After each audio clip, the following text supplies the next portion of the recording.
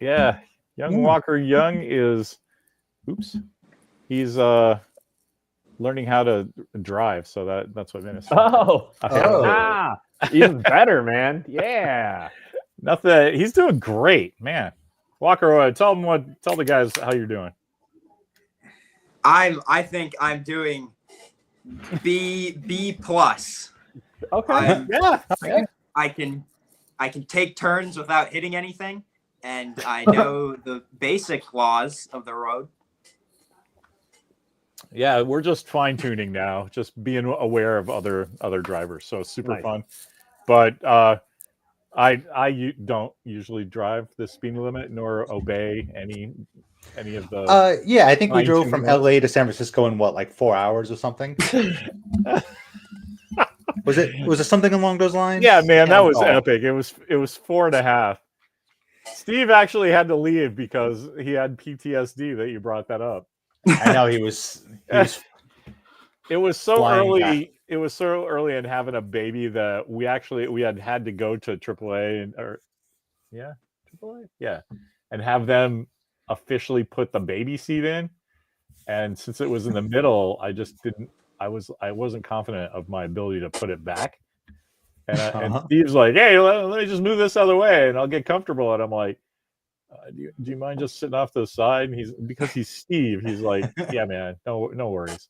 And so not only did I have to rock it down the 5 in 4.5 hours, but Steve did it hanging onto a baby seat. So yeah, that was epic. That's that story, Walker, right? That's epic in our house. The way I tell it is like the last half hour, you guys wouldn't talk to me like I was a pitcher in a no hitter. You're like, I know we don't want to jinx it. He's gonna do it. Fucking 4.5 hours. This is insane. Jesus Christ, he's gonna do it. Yeah, I have no explanation for that. For a second, I thought we'd like jump time zones, but that doesn't make sense. It doesn't seem possible that we shaved an hour off the travel time. You know what I mean? Like we did it 20% faster. Like I don't know. I was trying to explain to Jez the other day, like the whole Star Wars thing that they retconned in Solo, where he did like the Kessler run and a distance of time instead of like measurement of distance, right? And how they retconned that by him being like, oh well, he did a shortcut, that's why he was able to do this 2-hour run in 1 hour. We meant that. I love that they had to do that on purpose because back in the day, like I was reading Starlog magazine in 1977, and David Gerald had a column just about the stuff he did in science fiction. There was a great one about he was an extra in Battle for the Planet of the Apes, and he wrote this whole article about how all the like racism is real because they would shoot like the ape stuff and break for lunch, and because it was elaborate makeup for the hero costumes, like the background guys had little just masks they could pull over, but he would say like all the chimpanzees would eat together, all the orangutans would eat together, and all the gorillas would eat together, and then everybody to eat you could take your chin piece off, which would sometimes reveal somebody's skin, but the background guys would just have big over the head masks, right? And so they'd pull their heads off, and like guys that were all friends, it's like a black guy, a Chinese guy, an Asian guy, a white guy, and nobody cared because they were all gorillas. Like, come on, man, racism is just such a weird thing because you should just be friends with who you're friends with. And if you think humans should be murdered, the only good human is a dead human, then you're a gorilla. If you think like, oh, here are the sacred scrolls, then you're an orangutan. It doesn't matter if you're Chinese or white or whatever underneath. Anyway. Wait, how did we get there from Star Wars? because I'm sorry. Because you said the thing about the 12 parsecs. So David Gerald wrote an article in 77 or 78 after Star Wars that said, look, he says he did the Kessel run in less than 12 parsecs. The Kessel run is obviously a route to smuggle spice. Like you can tell the way he says it. And so because of orbital mechanics, he's doing it in less than 12 parsecs, which is unit of distance, because he just did the dangerous orbital mechanics and using gravity boosts from Planet Bay, and and so he did it in this crazy way that usually takes 20, but he did it in 12. Yeah, so I love that. Even me, like I think I was like 13 when I saw it. I was like, well, a parsec is like a unit of distance, except this is a long time ago in galaxy far, far away. So it's probably like PHARSIK. Oh, funny. I just was like, whatever. I just did. And so many people fixated on that. And I was like, is that what you're getting out of this fucking amazing movie? That the cool ass rogue guy just went and said something that kind of sounded funny to your 20th century ears? Fuck you. Maybe a falcon isn't what you think it is in their universe. Maybe. Hey, Mark Finn's got a good thing about that racism. Tendency to clump up as part of your DNA. I know, but that's what's so cool about it is that because it's a visually artificial thing, right? Like everybody clumped up when they were wearing black leather and purple, sleeves because they were all gorillas. And then they take it off and you're like, oh, darn, I'm not what I thought I was. It's like, yeah, you were. You're the guys doing that thing. Come on. We're all apes down here, buddy. A big deal. Anyway, good to see you guys. We just started out of the gate with some nonsense. It's yeah. Did we lose Steve? Steve still around?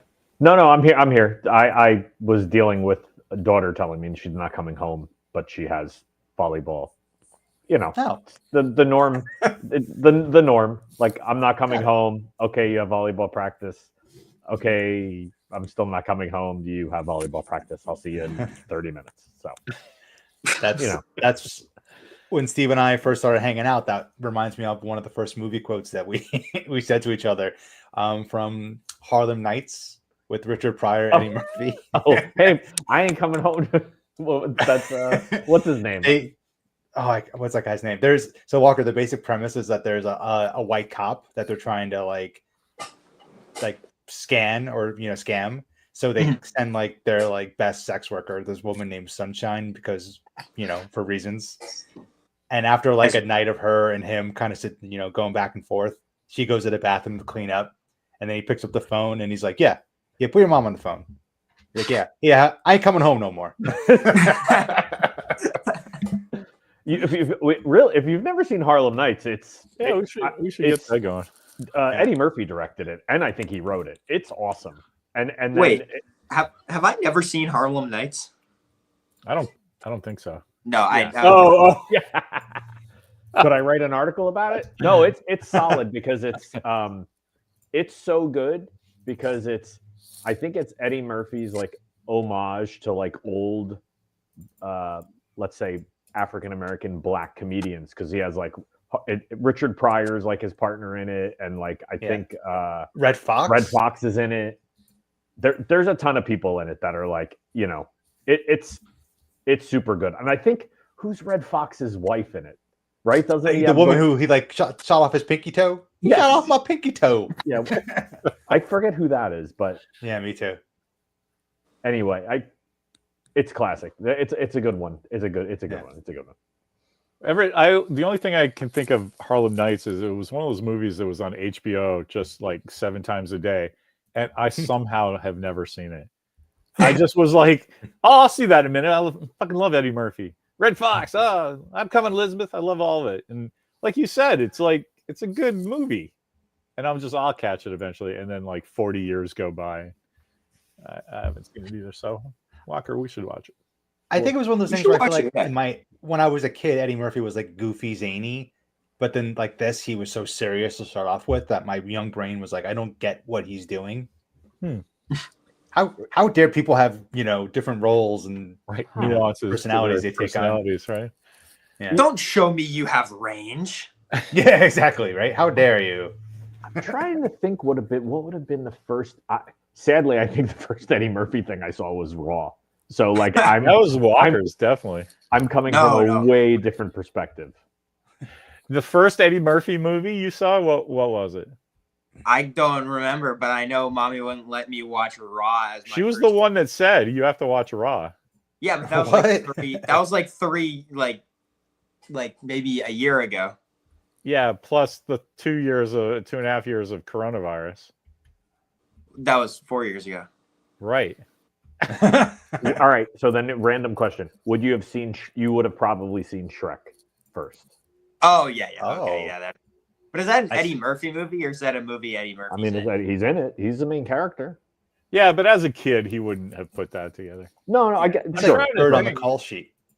loopholes. I'm trying to think. You might have what your first live action Eddie Murphy movie was. I bet you saw like Daddy Daycare before. Oh yeah. Okay. Before that, Or Dr. Doolittle. Yeah. not that. We saw the RDJ Dr. Doolittle. What's Dave? Is that Dave. Is he in Dave? not the Kevin? Not the Kevin Kline movie. Dave, but he's in another one called Dave. Wait, is that when he's like a giant robot and it's like a whole city inside of a giant Eddie Murphy? Yeah, isn't that what it is? Oh, it's called Meet Dave. I thought it was called Dave. Meet Dave. Because Dave is yeah. That's yeah. Rosario Dawson, 19-year-old Rosario Dawson's first movie was an Eddie Murphy movie called The Adventures of Pluto Nash. And it has 19-year-old Rosario Dawson in a spacesuit, and I still can't watch that movie. It's so bad. So I'm thinking of that's something. an achievement. Who's the bad guy in that movie? Because I feel like he's somebody too. But in What, my head, I Pluto keep Nash? thinking of Dennis Hopper, but that's Space What, in Truckers. Pluto Nash? Yeah. Who is the bad guy in Pluto Nash? Is it Randy It's gonna Quaid? be- I don't know. I think. Or is it Joe Pants? Were you gonna say, Walker? I was gonna say my first Eddie Murphy movie. This couldn't have been my first Eddie Murphy movie, but was 48 Hours. That was the first one I remember seeing with him in it. Because you have 48 hours to watch 48 Let's just hours. make that the official lore, because I think that makes sense. When you get out of film school, that's what we're gonna want to tell people in your Rolling Stone interview and stuff. Yeah. Oh yeah, bitch! My first Eddie Murphy movie was 48 hours. Yeah. Actually, I think it's funnier if it's Daddy Daycare. Yeah. But in that voice. Yeah. Daddy Daycare. Hold on. Now I got to look. When did Raw come out and when did The Golden Child come out? Yeah, Golden I Child. saw Golden Child in the theater and then never again. I just had no interest in that movie. I thought it was terrible. Really? That's a movie I've seen Mark many Finn's giving times. you credit though, Walker. Classic Walker Hill for 48 hours. Golden Walter Child Hill. is 86. Golden Child's 86. Raw is 87. Yeah. So, interesting. Well, Isn't Golden Child like the movie that they offered Carpenter, and then instead he made Big Trouble? What's the story Yes. behind the Golden Child? I got to Yes. look that up again. yeah. Or I was didn't know it that. going to be a sequel to? Is it I a don't sequel to Big Trouble? What came out first? My brain's not 100% today. So You're worried about volleyball practice. That's why. yeah, exactly.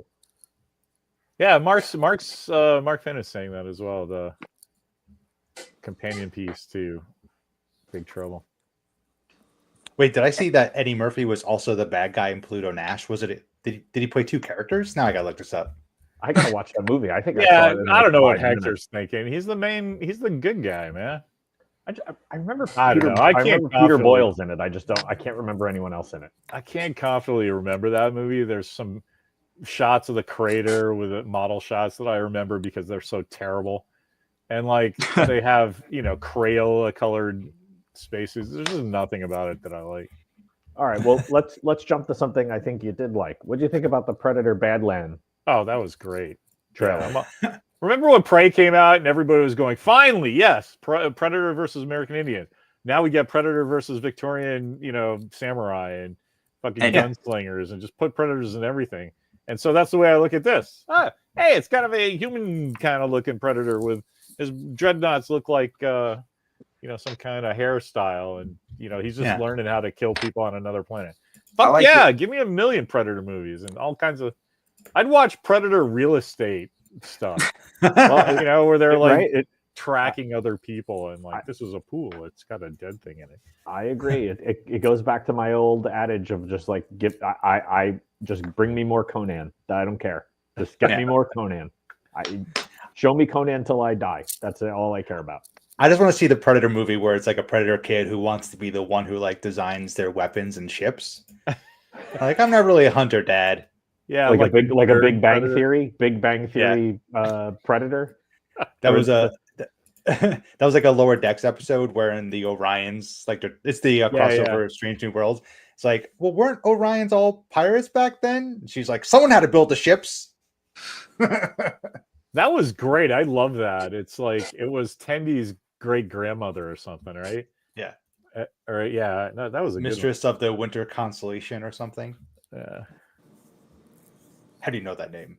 Predator CSI. That's pretty funny. You don't really get a lot of narrative with Predators because we don't understand them, but do we need narrative? It's cool. Action and death. You know what else I liked? Here's a random thing out of nowhere. I was just watching one of my Below Deck Detroit or whatever, yachting on the Lake Erie or whatever. And there was an ad for a movie called Heads of State. Have you heard about this? Yeah, I just saw a commercial for that too recently. Yeah. What a great high concept that is. That John Cena Idris becomes Elba. president of America, and Idris Elba is the prime minister of England, and they both get on the same plane. Which, hey, that's never going to happen. Yeah. But guys shoot it down, and then they have to work together, and they're both badasses. Except John Cena was a TV badass, a movie badass like Arnold Schwarzenegger, and Idris Elba is like a really good politician, country leader. Except he really was, some kind of like SAS bad guy. Yeah. So that it's appearance versus reality, and they all get together and they kill everyone, and hilarious misunderstandings are averted. Dude, I'm like, give me that movie right now. Put it into my brain. That just sounds really good. That was one of those things where I saw the trailer for it, and I was like, how'd this get this far in its production without me even knowing anything about it? Wow, I just like that it straddles the line so close to Head of State with Chris Rock and Bernie Mac. Yeah, because there's Head of State with Chris Rock and Bernie Mac, and then there's Heads of State with John. It's just like I guess you'd eventually run out of titles, right? Well, I think that's why you can't copyright titles, right? There's only so many things. I mean, meet Dave. I mean, come on. I know how close, right? Yeah. Who's the a little too close? Who's directing it though? The other thing I love this week was Garret Dillahunt telling everybody he's Oliver Queen, and putting that picture on his Instagram, and then James Gunn going, no, denial, and Walker going, yeah, that's not going to happen. Yeah, because James Gunn said no. No, and then I changed my answer because the specific tweet was, will Garret was Dillahunt? Dillahunt. Yeah. Will Garret Dillahunt be portraying Green Arrow in the Lanterns show? And he said, haha, no. So that just means that he's not portraying it in the Lanterns show. It could be in Superman for all we know. Who knows? Ooh, it could be him just lying. That's too perfect. The John Cena Idris Elba movie, directed by the guy who did Hardcore Henry. So I am 1000% in. Count me in. I've seen the first 10 minutes of that movie 300 times. Yeah. Across from Larry's booth. I was going to say, you know what San Diego. I did? Nobody. What? Bob Odenkirk. Oh, you love that movie, Nobody. That comes up, I think, every episode. I was trying to say it when you said, how did this movie get all along to this in the process without me hearing about it? And I was literally going to say, that's like, I didn't hear about Nobody until Steve was like, hey man, go download this. You need to watch it. And I was like, thanks, Steve. I'd never heard of it. And that was like one of my top movies that year. I love that. That was a good one. Oh, yeah. You know what? Did we ever get Walker to do his top 5, his past 10 years top 5? Oh yeah, kind of. I just said my top 5. That was. Well, tell us again. What's your top 5? I don't remember what it was. It was number 1 is Baby Driver. Number 2 is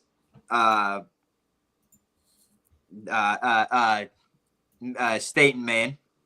Number 3 is Fall Guy. 4 is Superbad, and 5 is American Fiction. Oh, nice! Yeah. That's a really good list, man. Superbad in that window. Super bad. It's the last 10 years of him watching movies. So is 07. Yeah, I guess that counts. That counts. Well, because I know State and Maine. No, that doesn't count. 07. How can that count? Because that was the year. You have to call the last 10 years of him watching movies, right? Well, that's true. He's also. I also have to caveat with the fact of his age. Like I don't even know when State and Maine came out, except Alec Baldwin was not disgraced, and he looks about 35. So 2000. That's 2000. Yeah, that's really? That's one of his top 5 movies of watching in the last 10 years. You really liked the David Mamet script in that, didn't you? Yeah. Yeah. I like movies about writers. I'm not sure I could do my top 5 movies of the last 5 years. Last 5 years? That'd be or last 10 years. I'd have to break it down like top 5 Marvel movies and top like 5 movies that made me laugh, movies that made me think. That's kind of what we alluded to when we were talking about it that one time on the but I'm trying to think of what top 5 movies Mark recommended us. Here, let's see. You said The Accountant, Blade Runner 2049, Inception, Ant-Man, and Confess Fletch. Yeah, I stand by that list. Ant-Man, huh? The original Ant-Man, the first one. Yes, the first Ant-Man. I love the first Ant-Man. Mark, I don't know if you did. Did you actually? I don't know if you actually said yours. I think you said it in our chat. I love. No, I never did. Wrote this down. Let's hear it. It rattles my brain too much to even try to do it. The beavers. You got to have that beaver movie. Hundreds of beavers. Yeah, thousands 100%. Of beavers. I did Fury Road, Boy Kills World, The Northman, Mandy, and I actually just watched it again, but I the Pentaveret. I thought that was so stupid and awesome. Like I freaking love that you love that because you don't really care about the Prisoner TV show, do you? Oh, I love The Prisoner. Oh, okay, all right. Yeah. You get those jokes. Then. Yeah, but that movie is just like that's honestly Mike Myers was just like to the guy in charge of Netflix, like I'll let me do anything I want. And they were like, okay, you're Mike Myers. And it was I mean, it was even better because it was like COVID and he was like, listen, I could play every character. Just put me in a room. Right. Hey Walker, look what Mark I saw. Walker will join you, Mark, on that one. Yeah, Hell or High Water was really good. I really liked that. I thought it was a really good modern Old West story. Except he's talking about the bank robbery movie with Ben Foster and Chris Pine. Yeah. Not the Old West. Modern Old West. Oh, okay. I thought you were talking about the thing with Captain Pike. No. Hell on Wheels? Yeah. No. I don't go that was me misunderstanding everything. Look, I go to a lot of wait, parties. the one I think he's talking about. You can't copyright titles. Wait, the one Mark Finn is talking about, that's the one with the Star Trek. That's your Yellowstone. Yeah, Anson Mouth. Yeah. Mouth. Handsome Mouth. Yeah, Crime Spree, but like it's a little heisty. I liked it.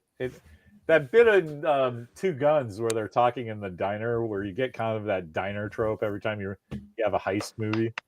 I thought they did that scene that you need like really well in Hell or High Water.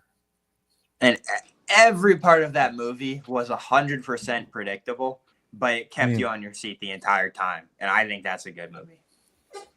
Yeah, I agree. It's like, how are they going to do this thing that you know they're going to do? Like, I mean, I don't know if I'm probably spoiling this, but like, okay, I won't spoil it. But it's like, oh, this character that walks around with a death wish. Oh, okay, yeah, that's his ending makes sense.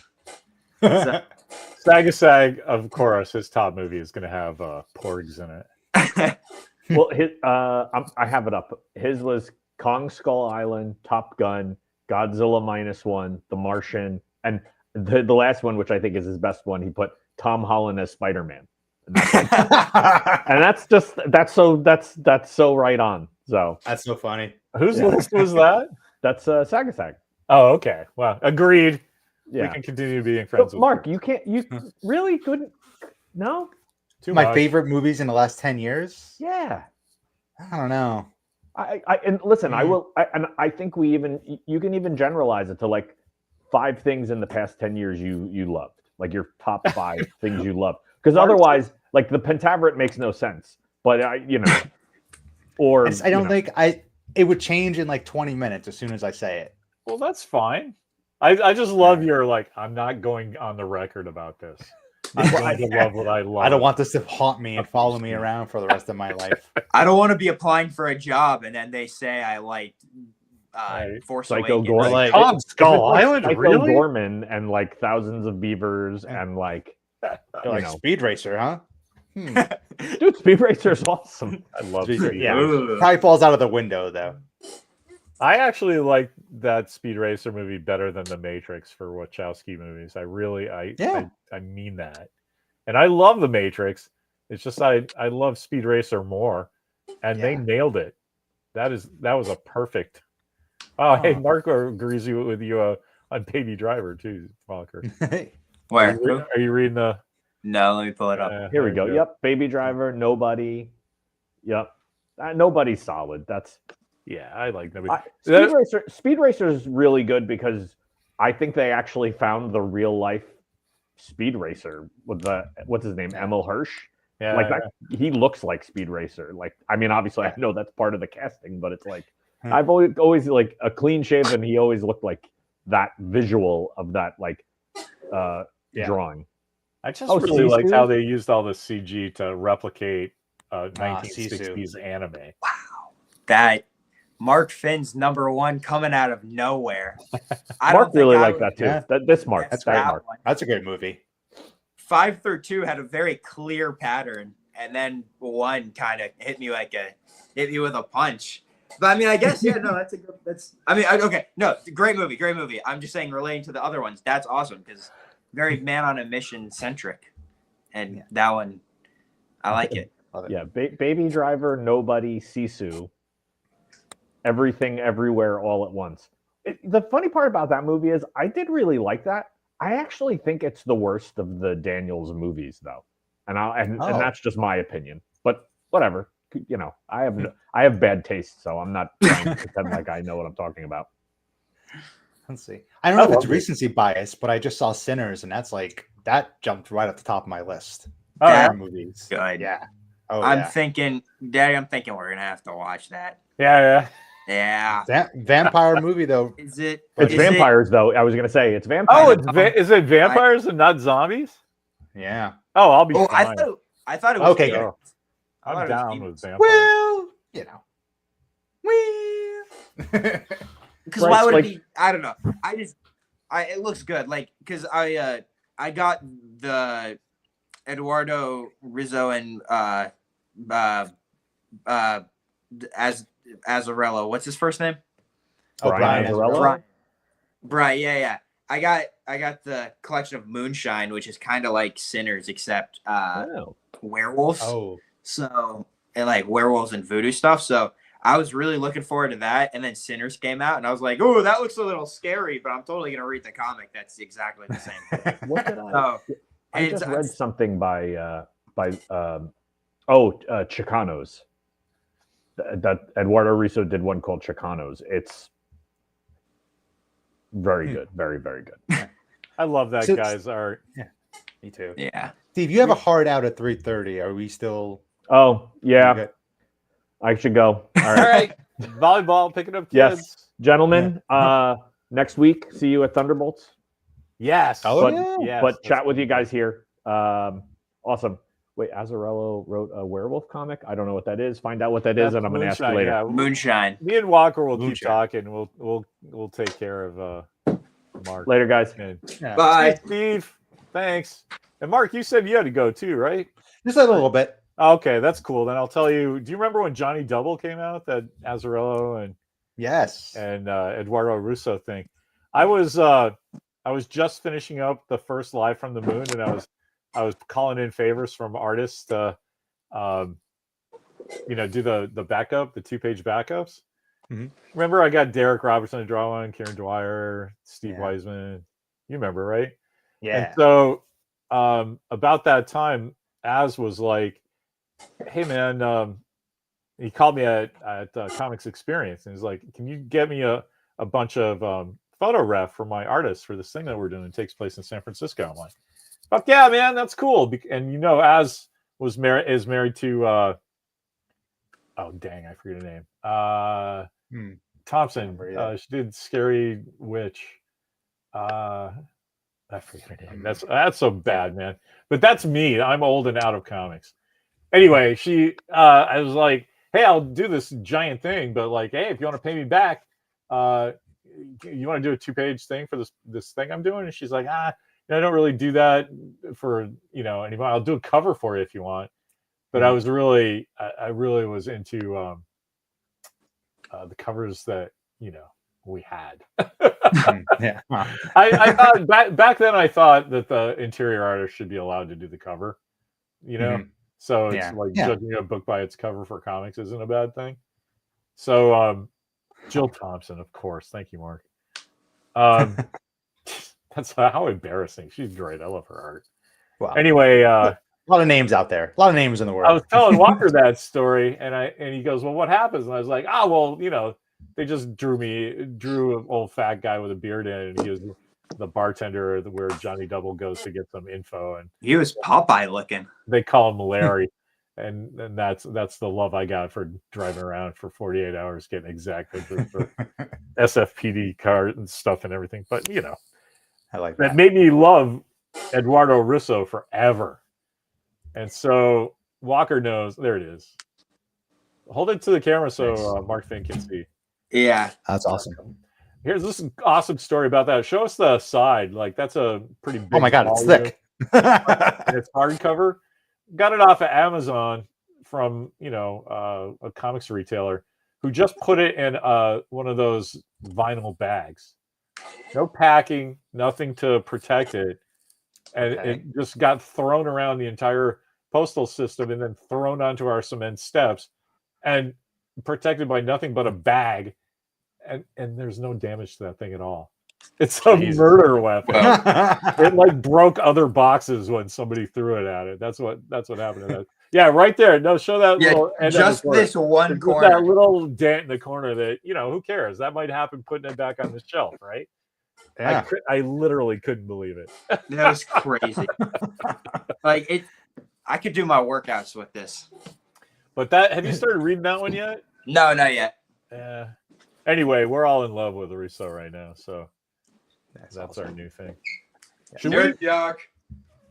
Oh yeah. What is that? Invincible. What's the other one? Yeah. Yeah, Invincible. Oh Jesus, yes. Anyway, we can't really talk about this, and we won't say details. But Walker Young, do you want to tell the assembled marks and Hector and Chris Sagasag that we're working on a comic now? Yes. I don't know how much I'm allowed to. What do you have to say? You were asked to write a comic, and I was asked to edit it. So that's pretty cool. Yeah, amazing. So we're working on that. I like that for my young man who's going off to film school. Jesus.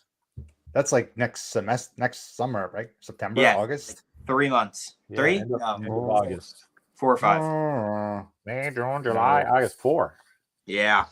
We'll see you at San Diego first, but then after that, we're planning, right? We're all staying at your house at San Diego, so we don't have that big one. Yeah, brilliant. I'm actually gonna stay in the dorms. You guys come pick me up, so I don't have to stay in the car for 10 hours. It's like a 2-hour drive. You'll get the Ian Yarborough treatment. Pick you up LA. Yeah. I'll meet you guys on the highway. I can't stop. Just roll down the window and I'll jump in. We'll slow down to give you a chance to hit the roof from where you're jumping at us from. Well, gents, I need to wrap it up. I'm sorry. I'm getting. Yeah, thanks, Mark.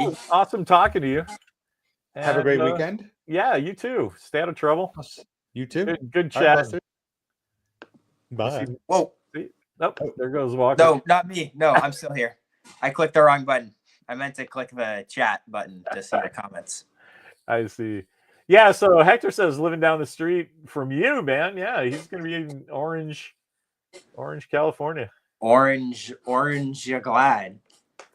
Hector's in Orange County somewhere, but you will be in actual Orange. Old Orange is where I'm going to be. You're in Old Orange? Old Orange. I bet that smells kind of tangy. Old Town Orange, and it's it's old because town is spelled TOWNE. Does old have an E after it as well? No, I don't think so. Old, old town of Ye Orange. old. All right. So, well, that's good. What else? What else did we watch on TV that you want to rap with the kids about? Oh, you want to talk a little about Andor? Yeah. Yeah. Andor is good. I like Andor. All right. What's next? No, I'm joking. Old Orange is very collegey. Old Orange is very collegey. That's why he's going. Yes. Might be the college there. I looked around there. It is a bunch of like colleges. I mean, I think Chapman is like the main one. I have a friend going to a college in Orange County that's a little bit east, like 45 minutes east. And then I saw there were some high schools around there. So it does look very towny. Stay away from those high school girls, man. You're Joe College now. I saw the high schools because I was looking for the comic store. So yeah, I gotcha. Andor, Andor. We watched Andor one at a time instead of all three, like I wanted to. But I feel like that's kind of how you were supposed to watch them, all at once. Well, there's a very natural end at the end of episode 3. Yeah, and episode 1 is all intro. So of course people are writing those things, knowing that people are going to binge, and sometimes they just do that a little more overtly than other times. Yeah. Well, isn't that kind of what they did with season 1 of Andor? Like the first half of the season was like getting into it, introducing the characters and stuff in the first mission. And then the second half of Andor was the prison stuff, which was really good. So, I mean, that's kind of what I'm thinking this is going to be.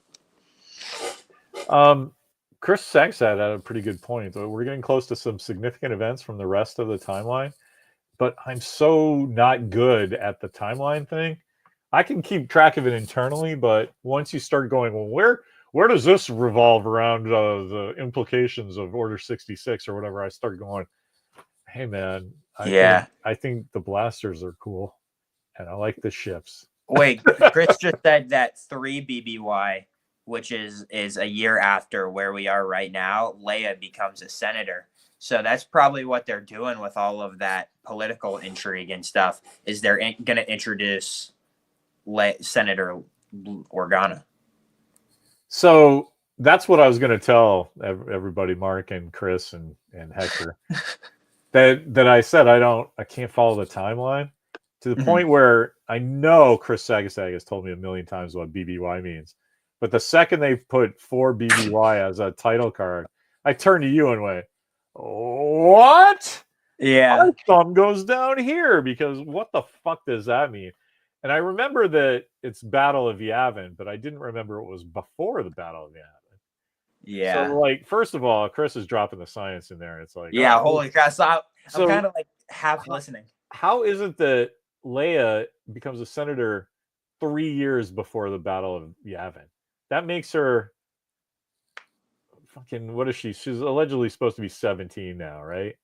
I think So, during Andor. No, during like the events of the first Star Wars. Oh, we didn't know that Luke and Leia were twins. So all the stuff in the novelization says Luke is 17 and Leia is 15. It just keeps getting more and more problematic, doesn't it? But even let's just say that they're both of them are 17, right? That means she's 14 when she becomes a senator from Alderaan. What? I don't know. Okay, wait. Chris just said the twins are supposed to be 19 in A New Hope, which means if 3 years before, so she would be 16 as a senator. What? I wouldn't trust a 16. All right. I mean, that makes more sense than 14, though, right? Yeah. And then, yeah, dear God, they are 19 in episode. You know, this retcon bullshit. Yeah. Just cut it out. I was there. She was not 19. Yeah. Maybe she's 19 by the time of Return of the Jedi. I don't know. Yeah, Mark Finn says it's the best reason to not be so slavish to continuity. I grew up watching Doctor Who at 7:30 before I had to go to elementary school. And like continuity was a thing that was very timey-wimey, wibbly-wobbly. Yeah. And that's just how I think about Star Trek now. Star I Wars. guess there was a whole time where the Klingons looked like different. And they had giant heads with no hair. All right, just like her mama, the youngest queen. Yeah. You know what I think is cool about Andor is we get we watched the 3rd episode last night, so that was really cool having that conversation with you about, hey man, she said she was really mad about her mom getting drunk at her wedding, and now she's sitting there getting drunk. What's up with that? And I was like, yeah, that the character who in Return of the Jedi is like, many Bothans died to bring us this information, is just like really stiff and everything. It's really cool to see her doing some palace intrigue and, letting her know. I was asleep for like all of episode 3. Oh, I forgot about that. Yeah, that's why I didn't like get a lot of it, because I was like, what was happening there? It was all black and no one was saying anything, and I was snoring. When mommy started talking to you, asking you stuff, and you didn't answer, I was like, oh, he's definitely sleeping. Like me or whatever, I asked some weird thing about, oh, weren't those stripes on that shirt supposed to be blue and not purple? And, that's the kind of thing that everybody ignores. But mommy will be like, oh, hey, Walker, what's that? And you're just like, I don't know, it's boring. Wake me up when they shoot somebody. I'm like, dude, they built a fucking TIE fighter full scale. Like, I was just awake for that. Yeah, but yeah. Yeah. That was episode 1 though, and then they started like talking about like, oh, you're doing what you think is right for the Resistance, and I'm just like, oh my god, you ever gonna see this character again? No. We spoke a little about that in our after show with mommy last night, that there was too much time because of the coronavirus and the strike. Yeah, there was just way too much time for us to have not watched Andor all again, because we were like, I recognize that actor. What's he doing? No, something with the money to fund the rebellion. I don't know. So yeah. I may have to go read that. That's a good note. I'll tell Zayd not to rewatch the first season. I just love it's been so long. I must have had this thought when season 1 came out, but I know I didn't during Rogue One. But when you see the title card come up, which you say you really like that quick title of the Starfield and the planet that turns into the name and the proto rebellion eagle thing. Yeah, I just was like, yeah, his name is Andor, and I'm like, there's no way that wasn't a placeholder name for whoever is writing it. Yeah, like, hey, I want it to be Jason Andor Steve. Yeah. Oh, let's just call him Andor. That's pretty funny. That has to have been where that came from. Yeah, that honestly doesn't sound like it would be too far off from the truth. Uh-oh, which dude is dead? What were we talking about? Somebody being dead? Probably. I think I know who. Tay? Who's Tay? Who's Tay? Oh, the guy. Oh, the old guy that they took off, and where's my regular driver? Oh, he called in sick. Like that ever happens? Yeah, that guy's totally dead. 100%. What did I say when they showed that last scene? Oh, they're taking care of him. That whole CG scene. I went, hey, here's where we find out if that floating car has an ejector seat or not. They're flying over some giant canyon. Ooh, is that a package? What just came? What? No, that was the my thing that I'm holding my iPad on. I was just showing the get the label away. I was showing my tower. Sorry. Well, isn't that impressive? Now go open up the Great Highway. Yeah. Unless Luthien has a basement full of cages like Wilson. He probably does, and they're probably all priceless artifacts that he looted from some planet. I love that like, hey, here's something that's some ancient statue. There's only 12 of them. 8 of them have been recovered. 3 are in private collections off planet, and we're giving you this one. I'm like, really? Can I have a fat check to fund the rebellion instead? I'm not going to be able to fence this thing. It's pretty, It's like, hey, you have the Teddy Roosevelt head from the Mount Rushmore. Like, just keep that in your backyard and try to not let people know you have it. Anyway. But I thought it was interesting. That was like Mark Finn's ready for gravity to do its job on that guy. Just turn the flying car over. End of story. Yeah. put a seatbelt on, open up the top. And Gon says people thinking Luthien is a former Jedi. I did no interaction with fans about what's going on with Andor. Even back in the first season, I just wanted to dig it, you know? Yeah. Like sometimes Star Wars fanboys are a little erection stopping, you know? Yeah. They're just like, boo. their Death Star tractor beam turning off sound. Boom. So yeah, so I don't know. That'd be cool though if he was former Jedi. I think that's awesome though. I love when that seems to be a trope lately though, that people just checking out of the scene and becoming art dealers. Like Yeah. that's what Power Broker did, Agent 13 and Captain America and the Winter Soldier. Remember that? Yeah, I do. Or Falcon, whatever that fucking show was called. Falcon and Winter Soldier. The first one. But you know, yeah, they want to make connections to everything. That's the thing about those space shows. Everybody's related to everybody. Like, no, space is vast. What's your name? Ray Skywalker. I mean, I grew up in New England and moved to California, and that's 3,000 miles away, and I haven't seen half of my family. Right? It's like you're going to another planet. You're never seeing your people again, man. That's just the way it is. Space is vast. Yeah. I'm with Mark, man. It's a little much. Yeah. Anyway, what do you got? B? Yeah. I got B in stats. You got a B in stats? The whole class or just that last test you took? No, last test I took, I got 100% on. Nice. That. But I have like an 85 in the whole class. That's, you know. Are you already you got into the college that you want to get into? Yeah, I got into a college for writing, so I'm chilling. I think it's funny that you don't have senioritis like most of your friends who don't know what they're doing in August, and you're like, "Hey, Daddy, I'm taking your whisker razor, just so you know." Because I have 4 classes and 3 off blocks, so I technically have more time to do homework. I have as much time to do homework at school as I have time to actually learn stuff from my classes. So, I love Thursday, like you just have English.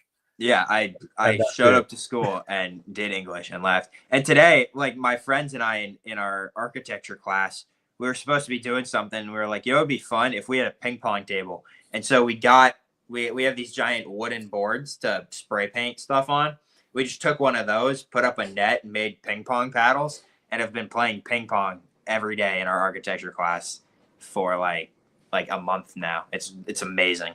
And we do all our work too. That's the thing. We just working on little tiny dioramas now, and we just brought stain in and stained our popsicle stick floors. It looks really good. Tell about this, that your stuff is being featured in the Museum of Modern Art. Oh yeah, so our architecture class is like really cool. So our teacher, who's awesome, got us an exhibit at the Museum of Modern Art downtown, and so we're making we're taking everyday objects and making them into things. So my friends and I, like, people are doing like a radio and it's something, or like a water bucket and it's something. But my friends and I are doing a cowboy hat and we're making it a saloon. So we put popsicle stick floorboards on the bottom, and my friend made doors that open up, and we're working on the saloon sign right now. And then we're gonna cut the back open so that you can see into it and see. And it's going to have like a little interior with bars and cowboys shooting each other. It's going to be really good. Yes. And so that's going at the museum. Tell about your thing that's the cowboy hat. It's built on an actual screen-used cowboy hat. Oh, yeah. So I don't know how this came into my possession or from where, but I have a set dressing cowboy hat, and I was like, we're just using that as a set dressing cowboy hat from a show that was used where it was used officially in a show. And so the cool thing is the show is called Monarch. Oh yeah. And I bought it because I thought it was the Godzilla Monarch. And I was like, $50 for a real Stetson cowboy hat that's, it's probably thrashed because they used it as set dressing. I'll buy that. And that's exactly what it was. It was just a different show. And so I don't care. and it was, it wasn't, it had been warped from sitting on shelves for so long. So it didn't really even make a good display hat. So you want to build an architecture thing and have it shown in the Museum of Modern Art, which Mark Finn says, no kidding, that's very cool, which I agree. And you get to they actually picked you to do the announcements, right? Yeah, so I'm the teacher's assistant for the architecture teacher. So I help her like clean up the room and do all this stuff, and I basically just get extra time to mess around. So she asked me to dress up nice, put on a suit, and speak in a very loud and projecting voice, give a speech introducing the exhibit. So, well, Walker Young, like star of stage and screen and comic books and dancing at gyms next to you. Of course you're going to do that. Mark's right. That's why I bought it. $50 for a Stetson is good value. And even one that's kind of unwearable gets turned into a work of art in our house. So that was a good. How's your vintage announcer voice? Like the guys from that Mafia game you play. Yeah. Try to do one, man. Oh yeah. What do I gotta say? I don't know. Talk about the Bronx Blamas doing that thing. And the Red Sox playing the Yankees today. It's very good ball game today. We're winning for a ball game. Temperature is 64. All right. Well, that needs work. I just put my hand over it. It sounds like I'm talking on an old-timey radio, and it's working. I just got to talk kind of fast and blah, blah, blah. Once I get my powder down, I think that'd be pretty good. Okay. Excellent. Sounds good from where I'm sitting, Bob. What are we looking forward to, man, on TV and movies? What are we watching tonight? We have some West Wing we can watch, as always. So talk about that, man. Everybody knows that Aaron Sorkin is big in our house. Yeah. Even Mommy's an Aaron Sorkin fan. She doesn't remember anything and goes, "Oh yeah, Two Cathedrals. That's a good episode." She doesn't remember that we have to, no kidding, remind her that her favorite movie is Hunt for Red October. Yeah. And then she gets it. Oh, that's right. I would have liked to see Montana. But you have to remind her, right? You have to say the activation phrase. So that's what's crazy about watching West Wing with her. Because she just sits there and sounds like me talking about Star Trek. It's insane. She's gone through that 4 or 5 times. And she really likes that show. She's watched Sports Night like 3 times. She just there's something about Aaron Sorkin, the stories he chooses to tell and the way he tells it. She's like, yeah, all right, I'm in. I've only seen her do that with one other writer, and she gave birth to that writer. So, I thought you were gonna say she married him, but no, my stuff. She likes the stuff when I get really sappy. The bit about Colonel McAdam dying on the moon and thinking about his family and stuff. She was crying when she read the script for number 3. So, but other than that, it's like, what? Colonel McAdam dies? I haven't gotten there yet. What? I've never read Astronauts in Trouble. You read the first one, didn't you? No, I've never read it. Maybe in 3rd grade, and maybe I was lying to you. Colonel McAdam's from 1959. That's the one you want to read. Okay. Live from the Moon kind of suffers a little from 2 different artists. Yeah. So, but everybody, they spotted me. It's like, oh, all this shit isn't getting in the way of him telling a cool story. Yeah. So I'm like, all right, I'll take that one. And so 1959, Charlie and I were humming pretty good on that one. Nice. Anyway. Catching up. Chris says he loves Sports Night. We should tell everybody that's what we were watching when Mimi started. We actually were about 20 minutes late for when we really should have gone to the hospital when she was getting her contractions to give birth to Walker. But she's like, you know what? This is we we started that night with the last season. We just watched them one by one, and we made it to the last episode. And she's like, you know, I'm gonna watch this. I'm like, get in the car. Just fucking get in the car. So anyway, That's pretty funny. yeah, we were watching Aaron Sorkin when you were the night you were born. Maybe it's like, and now I'm a writer. You know what I mean? Yeah, like all Like- that David Mamet, Aaron Sorkin, Quentin Tarantino was just humming around and it all Yeah. landed Well, it's in like- mommy's like- uterus. You make the baby listen to like classical music or something, and it's like a really smart mathematician, or like you listen like Neil deGrasse Tyson, and now he's like an astronomer. But you just listen to Aaron Sorkin, like now I'm a writer. Going to film school. Who knows? Yeah, I'm not sure we were delaying the birth so much as delaying getting into the car when we knew that we should. We ended up, it's better for the story if we said we waited, but we didn't. We watched about 10 minutes of it, and I was like, hey, your contractions are getting kind of close. And she's like, all right, get in the car. It was funny. The day before, she was like, just rip this thing out. Let's watch Alien.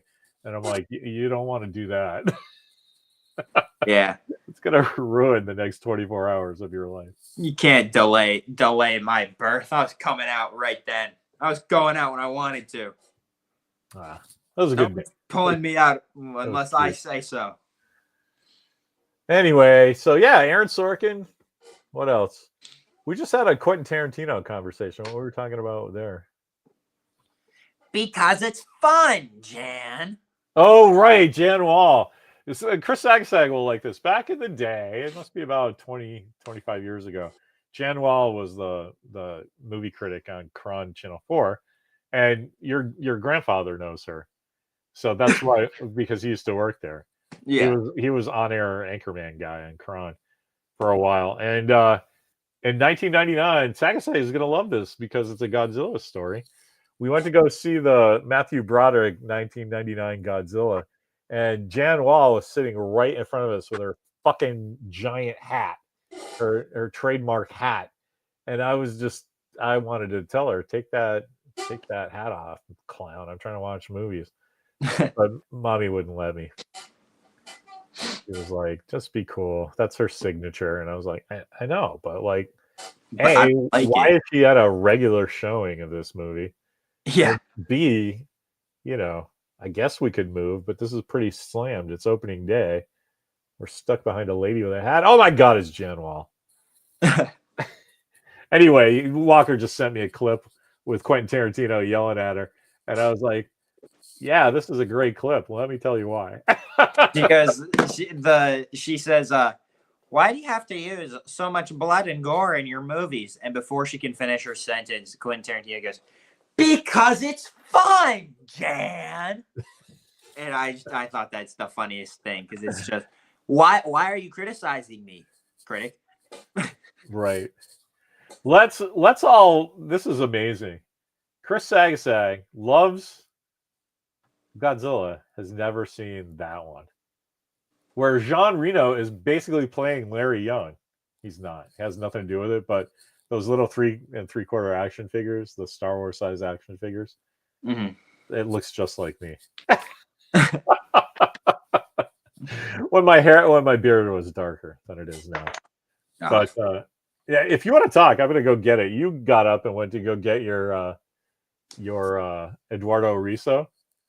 Yeah. Look at this. Godzilla in name only.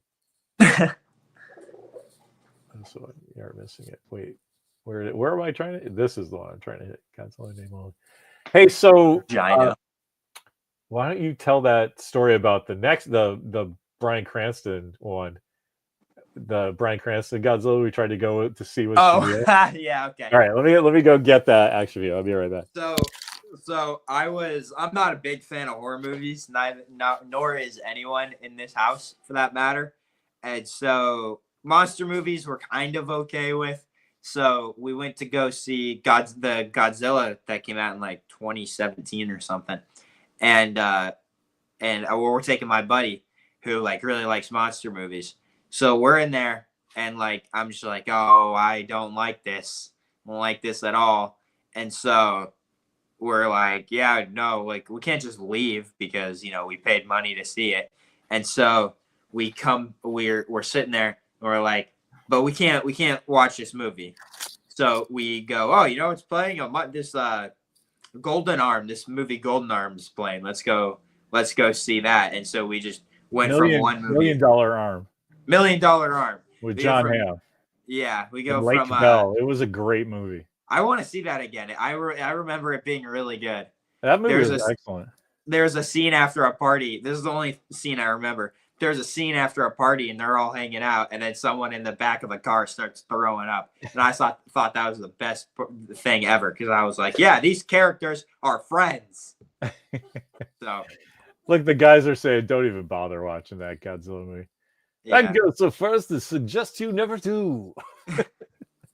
For some reason, Mark Finn did not sound like a Texan who likes Robert E. Howard there, and he sounded like Mr. Smithers or something. What's his name? The guy from Simpsons. Gorgomath, the iguana of doom. Yeah. Anyway, can I show my Jean Reno action figure?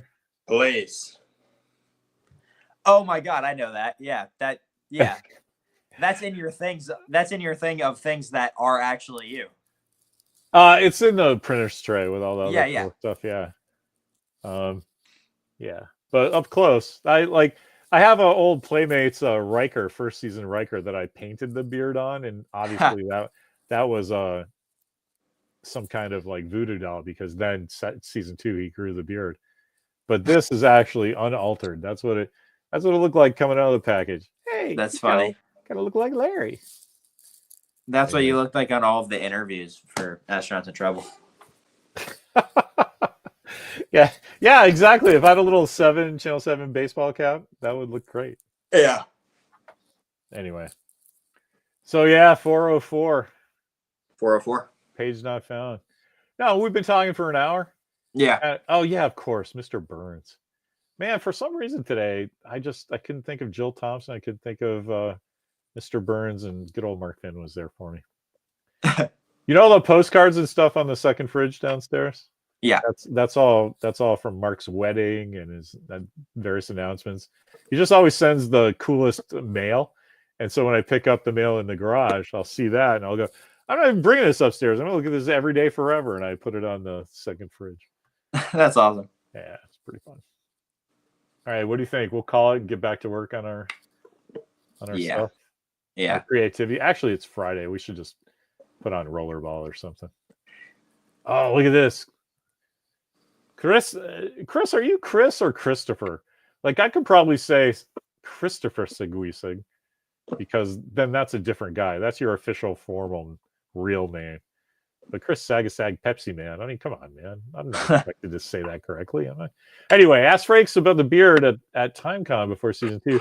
He said they had just done screen tests for it and they might have him keep it.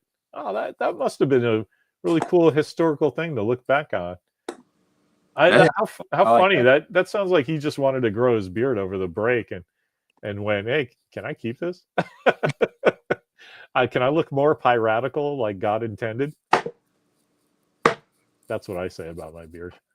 Piratical, like of being pirate. Yes, pirate-like, a space pirate. You grow some whiskers and wear the spacesuit. Then all of a sudden you're a human-raised Klingon. As you do.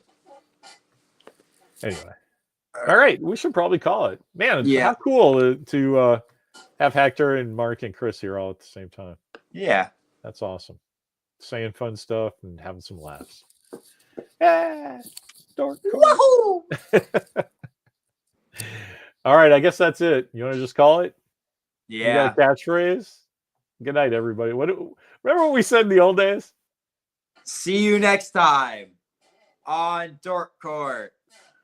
Dork Court. I think that's what it was. No, it was like, all right, you people, get the fuck out of here or something. Oh yeah, something like that. Wait, hold on. I don't know. 2 seconds. We didn't swear because you were young. Give me 2 seconds. I just think it's cool. We've been doing this enough that Yeah. Anyway. Wait. Yeah. Marcos, see you later. I said in my Jeff Bridges voice, Y'all take her easy. All right, guys. Wait. What? I got it. Okay, here you go. Technological catchphrase.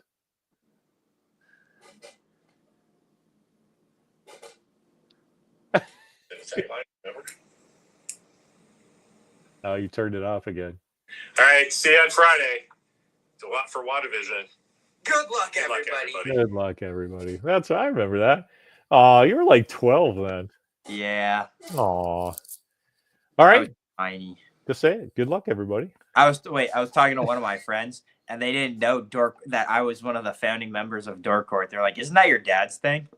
I was like, "No, It's our thing. I'm 50% of DORK COURT. DORK COURT belongs to everyone. I'm the RK." You're the irk of Dork. Actually, no, I'm probably the doe. You're the irk. You're Don't. the abrasive one. Don't. Not, you know what I mean. Well, on that note, good luck, everybody. Good luck, everybody. See you on Friday.